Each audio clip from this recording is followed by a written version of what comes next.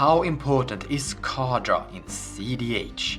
Now in front of you have 4 cards that are really good at drawing cards within this format. Some of the stronger ones: Necropotence, Mystic Remove, Tymna the Weaver and Ad Nauseam.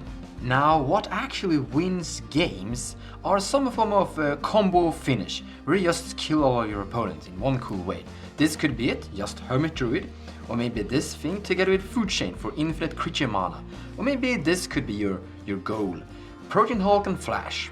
You could also finish it with something like Elish Norn. It's a really good big Staxy Hate Bear stompy creature card that is gonna make it possible for you to overrun all of your opponents with your dogs.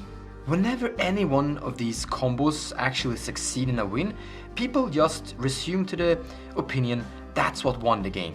But actually, what really won the game might have been Mystic Remove. I wanna really point this out. Don't feed the fish. One of the reasons why card draw is so good and so important is because of something like this: free to cast interaction. And this actually kills card draw. Force of Will demand that you exile a blue card from your hand and throw it out of existence. It's really easy to just look at Flash Hulk and see that all you need is 2 mana. You can get that really fast on turn 1. You could, for example, use Chromox, sacrificing a card from your hand to reach the 2 mana on turn 1 and potentially win turn 1.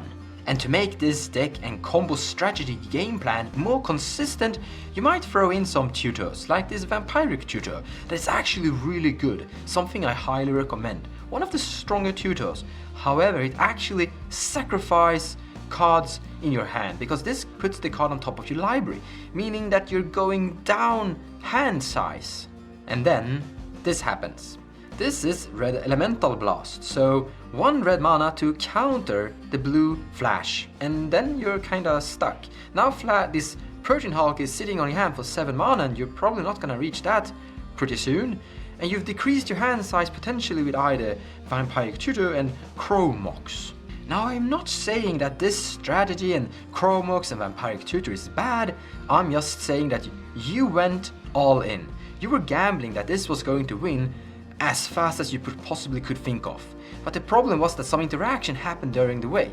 So maybe what you should have done instead is taking it a little bit slower until you, with your card drawing power from maybe Tymna or Mystic Remove, or maybe even Necropotence, draw into these 2 cards, Flash and Protein Hulk, but also with some protection. Maybe with Pact of Negation and Force of Will, because we don't care, we're gonna win this turn, so we're not gonna pay the 5 mana in the turn that's never gonna come. But you could also maybe use Silence. Silence is a great way of making sure that you're gonna win this turn. Have you ever been in an MTG EDH stare down? Well, we could actually call it a cold war. Everyone is just sitting there and saying, pause turn, and nothing is happening. Everyone have all their mana up, always at the ready, and their hands filled with, let's say, cards like these spread around in everyone's hands. So there's an Abrupt Decay, some Negate, Counterspell, Cross and Grip, Nature's Claim, a lot of stuff. But you, or one person, has Thrasius in play. And as the turns are just passing around, he's activating every single time. And it's drawing more power. You could kinda describe it as he has expanded and increased his industry. He's now capable of growing in power and going ahead of you. Compared to being an industrial nation, compared to nations that are really low on technology, I could say. I'm just trying to make a good example that card draw power in Cold War situations, when everyone is just sitting there and doing nothing, is going to win the game. In casual EDH, everyone is trying to become something you could call an arch enemy.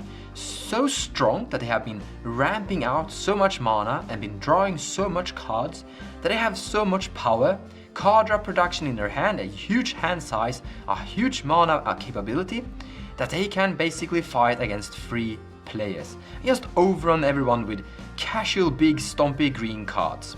That is never actually really happening in competitive EDH, because Flash Hulk is kinda policing the format, making it a little bit impossible to be too greedy. casual decks are too greedy for cEDH, you could say. But whenever there's a possibility for cEDH decks to grind, to slowly build their mana base up, increase their hand size, grow their card draw production and everything, they can become the arch enemy. And they can win with the dorks and this. Here is a good example of commanders with game plans that involving drawing cards continuously. Whatever Joyra is kinda doing is going to draw a card. The same with Rashmi. And well, Gitrog Monster is also going to be accidentally drawing a lot of cards during the play. And eventually these commanders will kind of draw their entire deck. Here is another perfect example. This is actually PST.